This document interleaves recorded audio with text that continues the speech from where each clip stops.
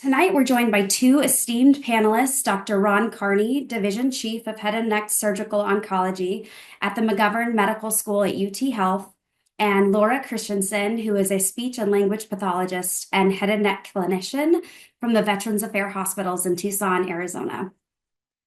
Tonight, our panelists will be discussing a multidisciplinary approach to treating head and neck cancer-related lymphedema, specifically focusing on some latest research, some barriers for head and neck cancer patients, and early identification of patients and their outcomes. We're going to go ahead and save some time at the end for questions, so please go ahead and put those questions in the little Q&A box at the bottom of your screen. Starting off, I want to share a patient's story with you. I was never a guy that journaled on my own. I've never kept a journal. I've never, it wasn't my personality. Well, when I got sick and I was in the middle of treatment, I started gaslighting myself, where I would feel like I'm improving, and then the next day I would feel like I was getting worse. And it became very difficult to track, where was I? Am I getting better or am I getting worse? What I cared about is how I felt. It's a tough process, cancer. The radiation and the surgical damage and all this stuff that, to basically remove that cancer, it's created what, as everybody said, a big side effect is going to be, lymphedema. I had no idea what that was, but I sure learned. My tongue gets so compromised and swelled and stiffened up from the fluid pressure. Almost like I constantly feel like the inside of my mouth is burned. From like hot, spicy food. That's what I always feel like. And when the lymphedema starts coming on, it makes that pain even worse. I've got these remaining, just self-treatment issues that I will deal with for the rest of my life. And I do have a way to treat it now. I joke about the fanboy thing, right? I've said, I kind of become a fanboy of this. I'm a 49-year-old fanboy of the FlexiTouch system because it's benefited me so much. But it has become one of my I called it my most prized possession, and because it allows me to engage in some normalcy. I couldn't go do walks with him. I couldn't take him to the park. I couldn't run and chase the ball. All the things that this guy loves to do, I can do with him now. I could jump out of an airplane again. I can work. I can have conversations on the phone. I can speak almost normal. This is a new jaw and a goofed up tongue, and I can almost speak normally. So just another reason for me to be thankful. What a great story. Just an impactful patient. Thanks to each of you. We get the chance at Tactile to help patients just like this. So tonight, Dr. Carney is going to be starting us off. Thank you. Hope everyone can hear me okay. And good evening across the United States and maybe some people from around the world. It's a great honor to stop during Head and Neck Cancer Awareness Month and to think of a success story like Tim. But I want to start by telling another story that is also relevant to this month and the time we're in, of a 55-year-old guy who also had head and neck cancer about 10 years ago. And was treated with chemotherapy and radiation. It was an HPV-associated cancer, and was cured, but didn't get what Tim got. Didn't get good rehabilitation care. Didn't get somebody who addresses his lymphedema, and went on to develop a side effect and another side effect and another side effect and another side effect, and ultimately developed airway obstruction from lymphedema, not from cancer. Ended up with a trach, continued to aspirate, and then finally died, I think a week ago. Next slide, please. And one more slide after that. The person, of course, I'm talking about is Val Kilmer, who, if you think about what he was like back when he made that first Top Gun movie, and I have to admit that I actually spoke about Val Kilmer a lot when I gave talks in the last 5 years, because I would talk about how, jokingly, I would actually say we really need to track him down and get him some lymphedema treatment. He looks terrible. And in my mind, it never occurred to me that one day this would actually be his demise. He himself wrote, this is, and you could read it here, "This is a trach to help me breathe because the glands in my throat swelled up as well." So swelled up, of course, lymphedema. And then, of course, he aspirated and died of pneumonia. And so we have two stories here. We have the story of Tim, and we have the story of Val Kilmer. And the story of Tim is one of early detection, early action around lymphedema. And the story of Val Kilmer, sadly, I can't speak specifically to what treatments he got as a survivor, but I suspect he didn't get the treatment at the right time that our friend Tim got. And that's really, I think, the most important focus of tonight as we think about survivorship of head and neck cancer. Next slide. So I'm going to speak to you very briefly about a few things, and then I want to turn it back over to Sienna, bring Laura into the conversation, and it'll be a little bit of a roundtable here as well as we go. But we know that the typical archetypal head and neck cancer patient, whether it's someone like Tim with oral cancer or somebody like Val Kilmer or Michael Douglas with an HPV-related throat cancer, has a cascade of side effects, and they have almost all of these, and they have them at a very well choreographed and reliable pace, meaning that we know that they get loss of taste by the third week of radiation. We know that gets better by 6 to 9 months. We know dry mouth persists. But interestingly, most, not all of these, but most of these, the penetrance of them, again, is almost 100%. But almost all of these can be tied to some degree to lymphedema. But really, lymphedema, I always remind folks, is actually a misnomer. It's not the right name for the disease. The disease really is, next slide, radiation fibrosis syndrome. Lymphedema is what we call it colloquially. So it's kind of the phrase that we use to describe it. But lymphedema is the edema phase, the swelling phase. If you follow edema long enough, it becomes fibrosis, which is the scarring. And this is why some head and neck cancer patients who we've all treated, there's many clinicians on this line on the phone today, have a neck that's rock hard, and some don't. The ones that are active, that exercise, that get lymphedema treatment, that see a lymphedema therapist, that get good swallow and speech therapy, they recover away from this radiation fibrosis syndrome. They pull away from this syndrome. The ones that don't get that treatment fall into this syndrome. The default option is this syndrome, meaning that if you don't do anything when radiation is done, you will have this syndrome with greater than 95% certainty. In fact, I would say it's closer to 100% certainty. So radiation fibrosis syndrome is really the sequence of events starting with the edema phase and ending with the fibrosis phase. And so next slide, we can ask ourselves, which of these is lymphedema? Is it the submental swelling on the bottom left? Is it the rock hard neck of some of these other folks that you see here? Is it the trouble swallowing? Is it the trouble with voice or breathing? Is it the requirement of a trach like Val Kilmer?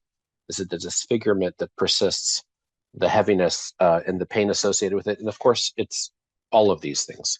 And they're coming and going at different stages over the course of years and years and years. And it's actually one of the leading causes of death for head and neck cancer patients because the lymphedema and the radiation fibrosis syndrome leads to events like Val Kilmer, where they don't die of the cancer, they die of the side effect. Next slide.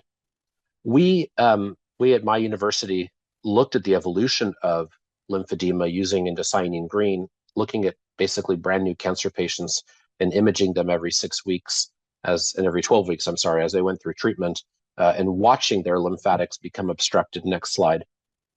And what we saw was dermal backflow. And I want to start here in the science of it and then move us back to the clinical side. But dermal backflow basically is this phenomenon where the lymphatics have nowhere to go. They're swimming to the superficial, they're swimming back to the deep.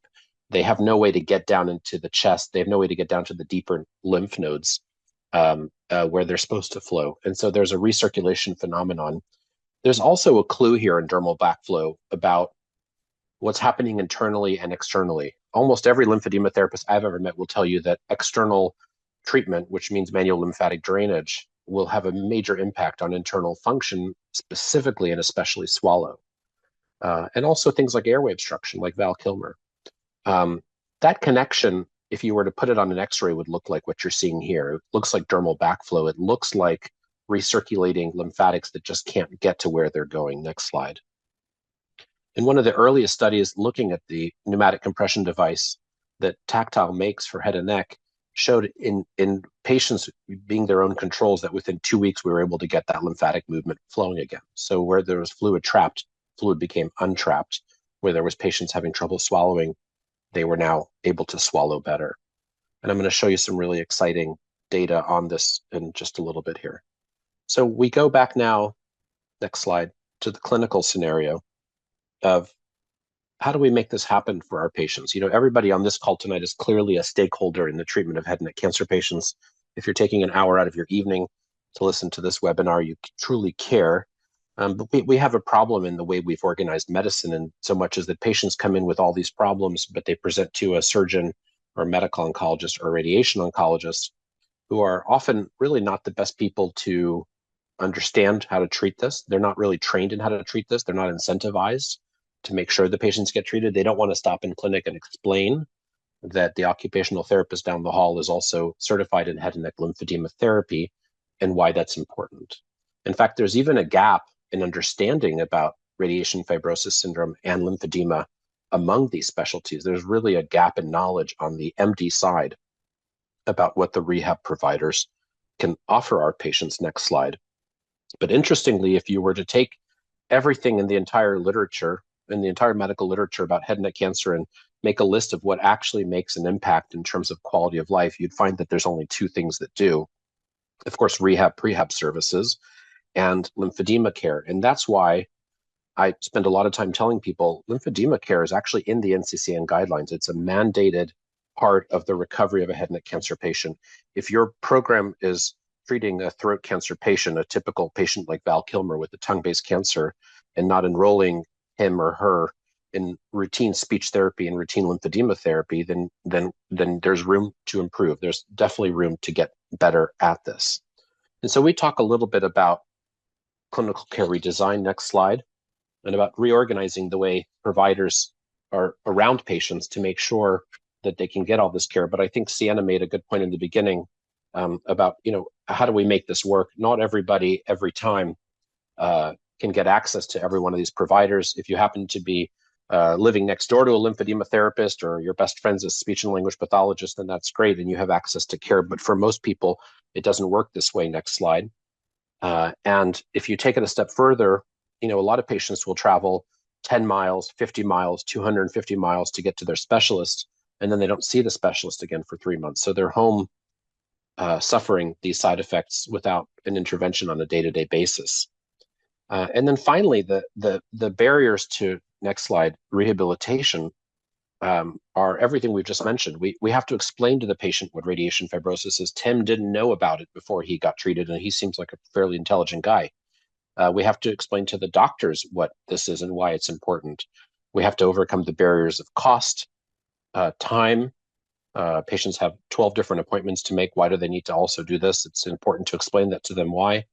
Travel, you know, how many lymphedema therapists or speech and language pathologists are there in your neighborhood? And just access to care. And I think that one of the great solutions to this, next slide, is introducing clinical pathways. Clinical pathways sounds like jargon. It sounds like a euphemism, but really what it means is that there's a consensus between all the team players. Everybody on the team agrees that if you have throat cancer, you need a speech and language pathologist and you need lymphedema therapists. So everybody sits together around a table and says, we agree on this, that we agree that this has to happen. And then everyone has to be empowered, meaning everybody from the front desk staff all the way to the chairman of the department has to be able to say, yes, you need this, and I'm clicking a button here, and I'm giving you a referral, and I'm giving you the information of the provider down the street who does this well. Once we all agree, there's no reason to leave this in the hands of just the MDs. And then the final thing is on time, meaning when is the right time to make an intervention around speech therapy or around lymphedema therapy. These are the two pillars of head and neck cancer rehabilitation. Well, the answer is it's never too early. Now, there are some patients who will enroll in prehab. We can talk about prehab another time. It's best in show. But for most patients, sometime during the treatment, for sure by the end of the treatment, and definitely in the week or two after radiation's done, where there's a kind of all of a sudden an absence of work. There's no more going to the radiation facility, going to get chemo, going to a post-op visit. That's where it becomes most important. So earlier is better. And the three pillars in our clinical pathway are referral to a speech and language pathologist, referral to a lymphedema therapist, and in pneumatic compression. Pneumatic compression dovetails lymphedema therapist. It doesn't replace it. It's take-home homework in addition to what the lymphedema therapists do, and that's why our lymphedema therapists love this. I'm going to say just one or two other things and then be respectful of time here. Next slide. If you're wondering what lymphedema really looks like, this is a picture of somebody who had a parotid cancer. She had surgery and radiation to the parotid, but you can clearly see that the left side of her supraglottis above her vocal cords is swollen relative to the right. This is a classic example of swelling on the inside because of things happening on the outside and the communication between the outside and inside, which we'll talk about here a little bit more. Next slide.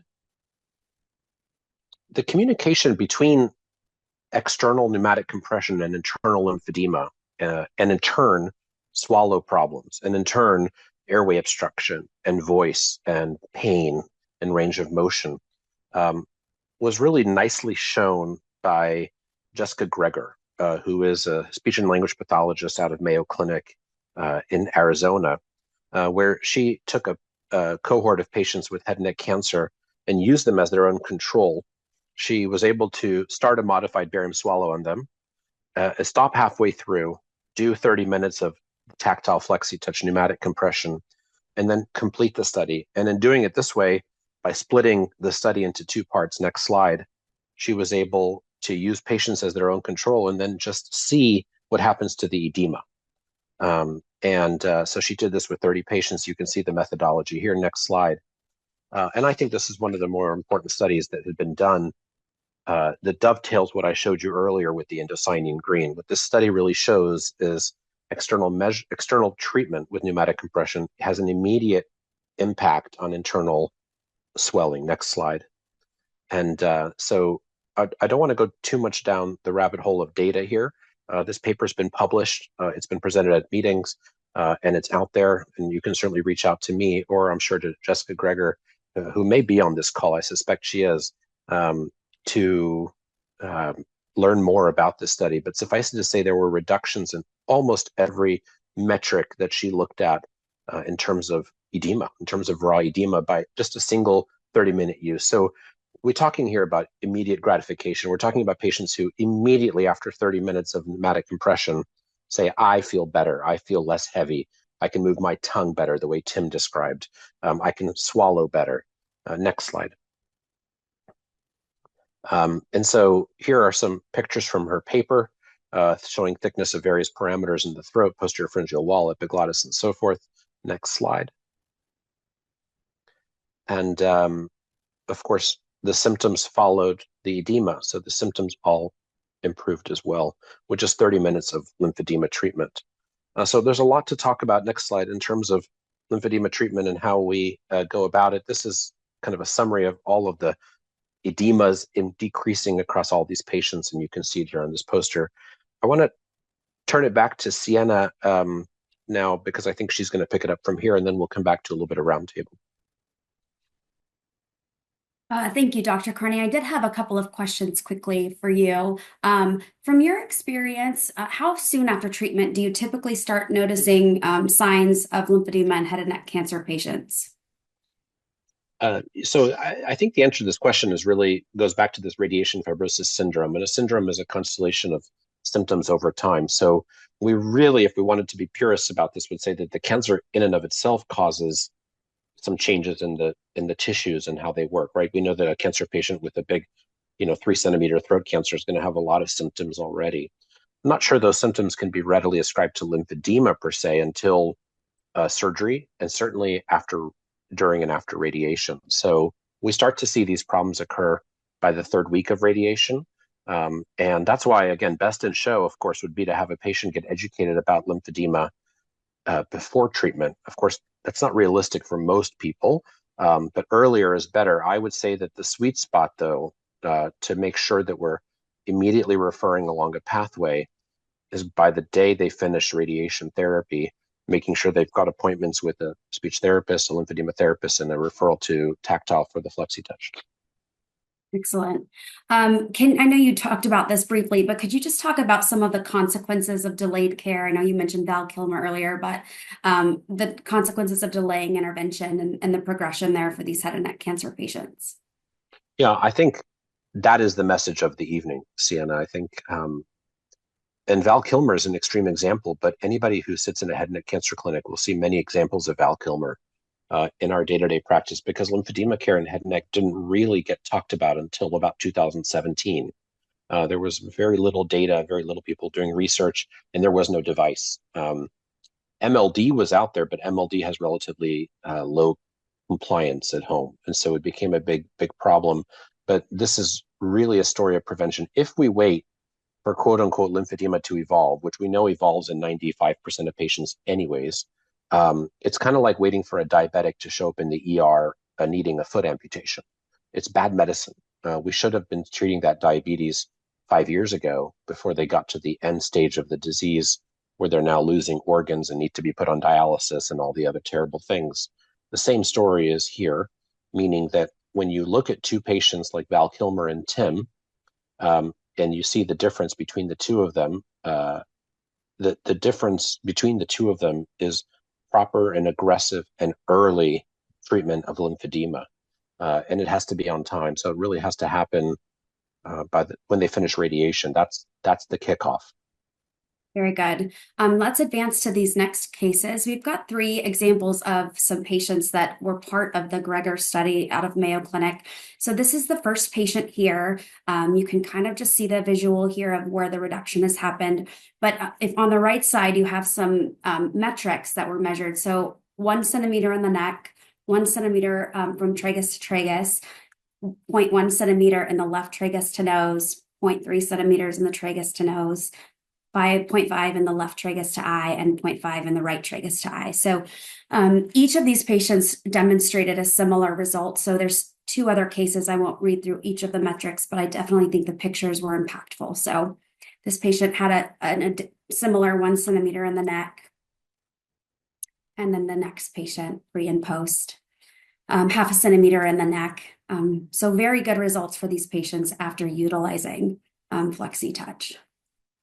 Well, great. Well, thank you so much, Dr. Carney. Really great to hear from you. Ideally, a multidisciplinary approach involving both a speech pathologist and a CLT is the gold standard of care, similar to how Dr. Carney treats his patients.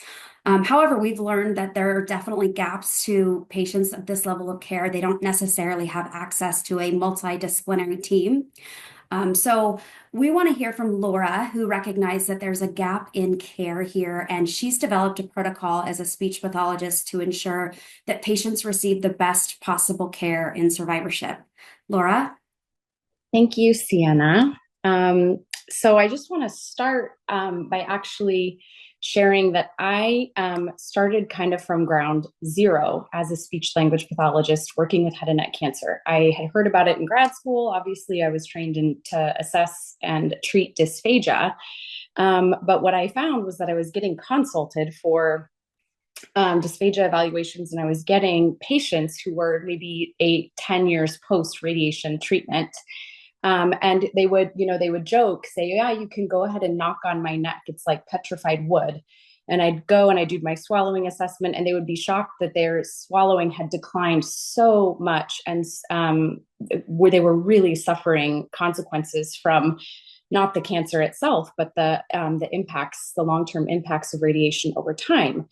And so when I realized that this was something that could be addressed, I understood just how important it was to really train up on what I could do as a clinician to help bridge this gap. So, because we are, as speech language pathologists, often the ones who are getting the the functional complaints, and so we're in such a great position to champion early intervention for lymphedema management. Let's see. So this slide here, we can see varying degrees of edema. Sienna, did you have a question?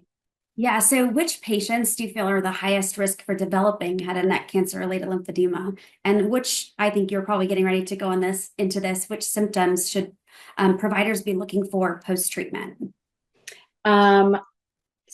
So everybody, anybody who's getting radiation treatment, I mean, surgical management obviously can have its own, perioperative swelling, edema that would certainly benefit from lymphatic decongestive therapy, but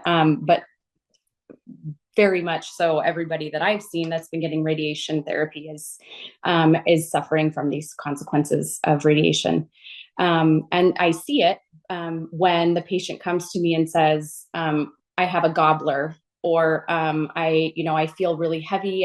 It's really, really hard to swallow, sometimes painful, even though there's no active cancer, at that point. Pain, swelling, effortful, physically, externally disheartened with how they look, and then sometimes nothing at all, but that's the sensation that things are effortful and difficult to manage. Secretions, I'm choking on my own spit. Why is that happening? So those are the things that I hear from patients. Next slide. I wanted to turn our whole program upside down. And I really wanted to try to identify these patients right from the get-go, so that they could have the best possible outcome in the long run. And like Dr. Carney said earlier, advanced pneumatic therapy is not to replace complete decongestive therapy. It's not to replace manual lymph drainage. It's homework. It's a reassurance for compliance, because I know that especially patients who are having they're going through chemo radiation or have just gone through chemo and radiation, and they're suffering nutrition, hydration difficulties, and they go home and they're not necessarily motivated to do their own self MLD. So this is just such a beautiful complement to everything that we have to offer. And essentially what I think is the goal, is the best of the best, is obviously prehab. So the minute we get somebody with a diagnosis, if you have access to an ear, nose, and throat doctor who's referring to you as a speech language pathologist, the minute somebody gets a diagnosis is an opportunity for you to get a referral to establish a baseline level of swallowing, a baseline physical exam, patient interview, gather, some early signs of lymphedema, sometimes tumor burden in and of itself, nodal involvement, all of that will be disrupting lymphatic flow. And then hopefully, if you have a good relationship, then you're also getting information about their plan of care early on, so that you can jump right in and provide education early on for lymphedema. And management before, during, and after radiation, because this is a chronic condition that isn't going to go away. So how we have it right now is we have that initial visit. A patient comes in, we get a detailed patient interview. We have a really good understanding of their hopefully tumor staging, diagnosis, et cetera. And we do an instrumental right then and there. So we prefer FEES because it gives us direct visualization of those internal structures. We can use the Patterson scale, for example, to monitor for edema in, 13 different laryngeal pharyngeal structures that are important for swallowing, airway. And then we take some baseline measurements, photographs of at-risk areas like the face, neck, and then we provide education. We hand them a packet on that first visit, and we educate them on the risks of lymphedema, prevention strategies, essentially the eat all through radiation, right? That staircase hierarchy to help optimize our patients' functional outcomes. So bullets 1 and 2 are kind of combined in that first visit. Let's see. And then obviously video fluoroscopy is an excellent tool. And we have TIMS software now that can help us actually measure some of these structures that are often impacted during radiation. Skin changes are wonderful to take note of. If you're seeing a patient who's more remote, there are fibrosis scales for assessing, whether there's pitting edema, non-pitting edema, fibrosis, etc. Next slide. Treatment of head and neck cancer, I don't see a way around it not being multidisciplinary. What we have found very effective is including ear, nose, and throat, speech language pathology, lymphedema specialists, and also nutrition. And so as much as we can offer that on site for a one-stop shop is incredible. If you're in a rural area, though, that's going to be very difficult. So establishing relationships with your referring providers would be optimal, because ultimately after your functional evaluation, that's an opportunity where, as a speech pathologist, you can communicate that with the head and neck specialist, and help justify immediate intervention for lymphedema. So we see the function, we hear the complaints, the patient complaints, and we are absolutely in an excellent position to help justify this for the patient. So not only are we doing our own assessment, if we really should be skilled, if we're evaluating and treating dysphagia, there's no, lymphedema is a cause of dysphagia. So we really should be, I'd like to empower all of, the speech language pathology community to get familiar with lymphedema and its impacts on airway protection, aspiration, swallowing, voice. It impacts, so many different functions. And it doesn't necessarily mean you need to be a certified lymphatic specialist, but to be informed enough to know it when you see it and hear the complaints and link it to this chronic condition is really critical, so that we can get the patients the care that they need. So we are doing our initial swallowing evaluation. We're referring hopefully back to the physician to sign off on an advanced pneumatic pump. And then also, if you are not a manual lymphatic therapist yourself, then referring to a lymphedema specialist the minute you can identify symptoms. Earlier, the better. And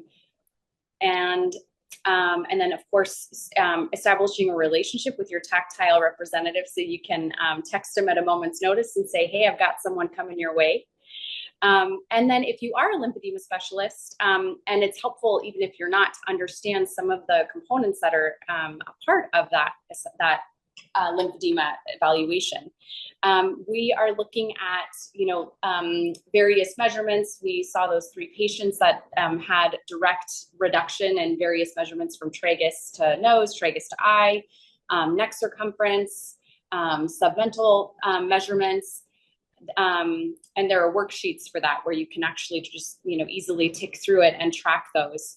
Evaluating tissue quality, external and internal also. So if we're seeing, somebody post-radiation, identifying edema, lymphedema, erythema, all of these, kinds of qualities that are certainly associated with post-radiation lymphedema.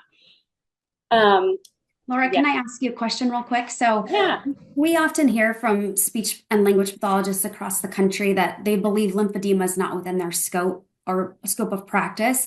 So they don't necessarily feel confident in diagnosing, identifying. What advice would you give those speech pathologists? I would say that if you are a speech pathologist that it feels comfortable evaluating and treating dysphagia, so if you work with adults, lymphedema needs to be on your radar, and it is absolutely part of our scope. Especially, I know that I have more frequent hands on these patients than even the head and neck surgeons. I mean, I'm seeing them so frequently because the functional impact of these deficits is so great that they call me whenever there's a change. Usually, oftentimes it's for the worse. But hopefully with early, now that I've, created a care pathway with earlier intervention, that initial setup helps so much, set them up in the long run for much greater success. So my advice is it needs to be in your scope. And so again, not that you have to necessarily be a certified lymphatic specialist or, get that CLT certification, but if you're conducting fees, then you should be competent to identify lymphedema. And if somebody is going through radiation therapy, this is part of the game. And we've just got to start getting familiar with it. Very good. Excellent. Thank you. Yeah. So back to that lymphedema specialist evaluation. If you are a speech language pathologist who does this, looking at various measurements, tissue quality, and then of course the functional impact on swallowing. And there are so many measurements, patient reported outcome measures that you can do pre and post if you have a prehab program, and then there are various rating scales that are out there that are so wonderful to monitor change. And they really help paint the picture. So, there's the Murray or the New Zealand secretion scale scales. There's the Cormack and Lehane rating scale to help, kind of quantify how much of the supraglottis is visualized. And especially, it's fascinating to take these kinds of measures because you see just how fast the effects of radiation can take effect. The minute we're identifying, edema, lymphedema, that is the time at which to consult a lymphedema specialist if you haven't already, initiate the pneumatic compression therapy evaluation. So that's getting that signed off on by a physician if you need that. And then the referral sent over to Tactile Medical. And then educating the patient on manual lymphatic drainage for them to do it themselves, compression therapy, which is very important post-MLD, and then obviously skincare. So again, I think this is the third iteration of this message. Advanced pneumatic compression is not to replace MLD. It's not to replace compression therapy or skincare. It's not a standalone. It operates best in tandem with all of these other modalities for treatment. Next slide. So then we've got, treatment plan and follow-up. So in that, during treatment phase, we're encouraging patients to eat, eat throughout radiation therapy. And then 3 months post, we might dive into some, more intensive, swallowing dysphagia therapy, McNeil. And as soon as we have that compression garment, that advanced pneumatic pump referral going, that, that is to supplement all of the other efforts to help reduce the functional impacts on swallowing, on all of these vital, vital functions we have, speaking, breathing, swallowing, mobility also. And then it's our job to monitor the progression and tailor things as we need. So sometimes the impacts of post-radiation can come on a little quickly. And so it's nice for patients to have tools in their tool belt earlier on, so it doesn't, pop up quite so suddenly. And then, so we have regular follow-ups for monitoring of, those functional outcomes, ongoing kind of serial swallowing evaluations, reviewing self-MLD, also reviewing, daily use of advanced pneumatic therapy. On occasion, patients will, have a scare or some kind of pain that comes up that they want to get worked up. And it's been so beneficial to have frequent touch points with patients so that we can help, get them back into advanced pneumatic compression and self-MLD when, if they have taken a pause for workup. And so just continuing to be a touch point, because this is such a chronic condition that can have, it's the gift that keeps on giving, a huge sequelae of events that can be very detrimental to the patient. So next slide. All in all, prehab is obviously the best of the best. Sometimes we don't have, and we don't work in a situation that really allows for that. So as soon as we can get that, that first visit with a patient as early as possible, as close to their treatment as possible, to help conduct swallow studies, monitor symptoms, make referrals, appropriate referrals to lymphatic specialists, and complemented by that advanced pneumatic therapy is absolutely critical. And this is really just speaks to the importance of this inherently multidisciplinary treatment approach with oncology, speech, rehab, lymphedema therapy to just optimize these patients' outcomes. Excellent. Laura, really great information. I love your protocol. You've done such a great job to help these patients. This is a question for both you and Dr. Carney. If there's one key takeaway that you have for your clinicians today, what would you say is the most important action that they can take away and implement in their clinic tomorrow to improve early detection, intervention, to help these patients that will develop lymphedema? I'll start. I would say don't be afraid to address it. We know that it has lasting effects on swallowing, breathing, voice. We are an advocate for the patients in this way, and to make appropriate referrals as early as possible is the way that care should be. That it should be the gold standard. So that means referrals to lymphedema specialist, and then also for the advanced pneumatic compression device. What about you, Dr. Carney? I think it's I agree with everything Laura said, and I really appreciated her comments. I think it's time that in every clinic where head and neck cancer is being treated, whether it's a med-onc, rad-onc, or surgical clinic, whether it's a small town or a big city, whether it's an academic or private practice, a rehab center, I think it's time for everyone to sit around the table or around the Zoom like we are tonight and agree that this is the standard, that the patients must be referred to a speech and language pathologist, and they must get lymphedema care.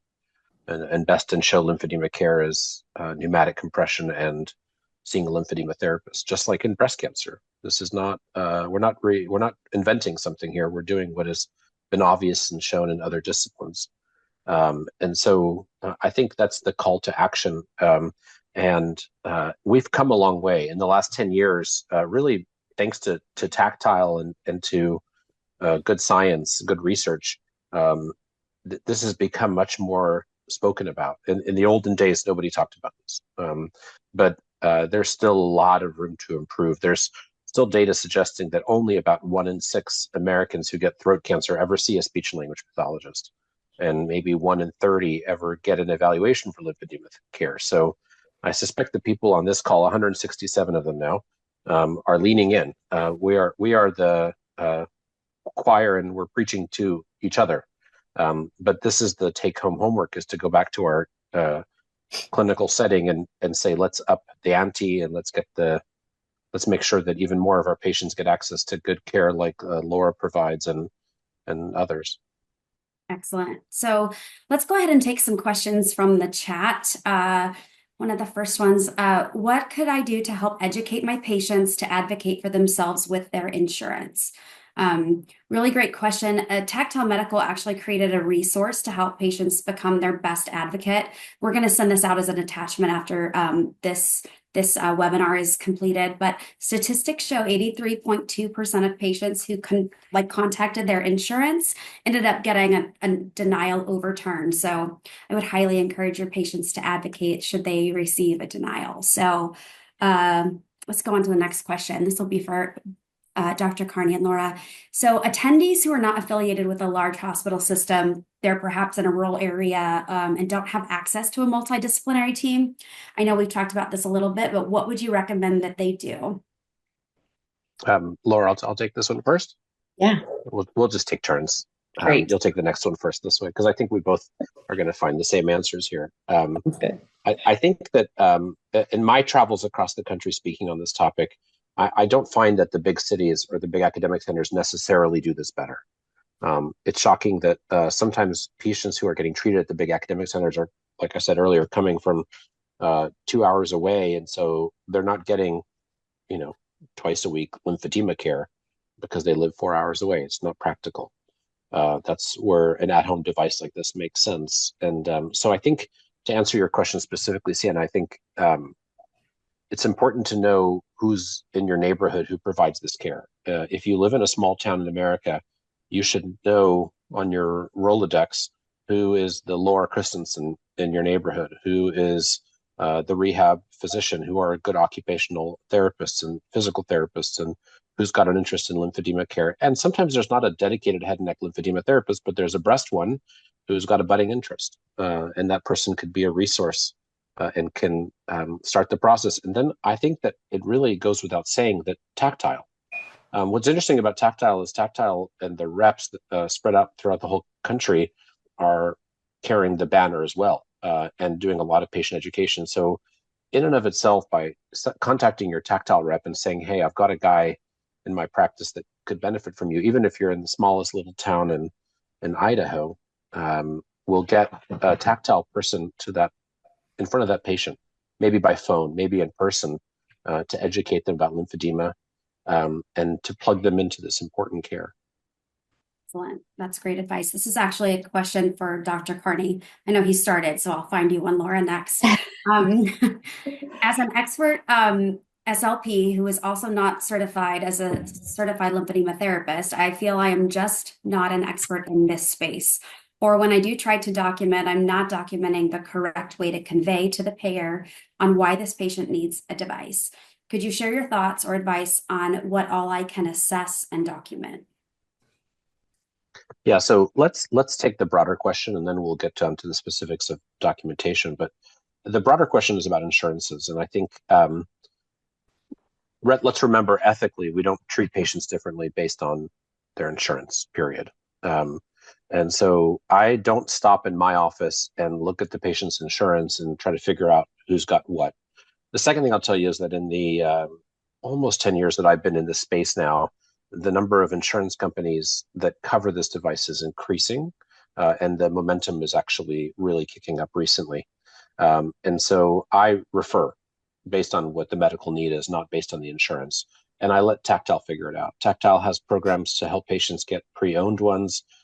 They have, if you can demonstrate your need, they'll help. They've got kind of a Midwestern vibe around making sure that everyone gets the help they need. But I think you raised a good point earlier, Sienna, about patient self-advocacy, meaning that it never hurts to pick up the phone and call your insurance company and say, hey, this is a cancer issue. It's not about, getting a nose job for a crooked nose. This is about cancer care, and me swallowing, and you guys better get on your horse and approve this. And Tactile has really flourished in this space in terms of helping patients around those dialogues with the insurance company. And then, and so that's important. Now, in terms of documentation, I do have a shortcut, meaning I have a little catchphrase that goes into the Epic EMR that says basically this patient obviously has lymphedema and it's obviously failed some very conservative measures. Shocker, there's not a lot of conservative measures that work in head and neck lymphedema care. So I will sometimes just cut and paste that into my note. If you need a copy of that language, you can get it from Tactile, you can get it from me, you can get it from Sienna. It's just a little blurb you can put in there. I don't think you have to go too much down the rabbit hole of documentation. I think if you're putting in there that they have lymphedema, that they've had comprehensive head and neck cancer treatment, that they're clearly struggling, I think you've done more than most. Great answer.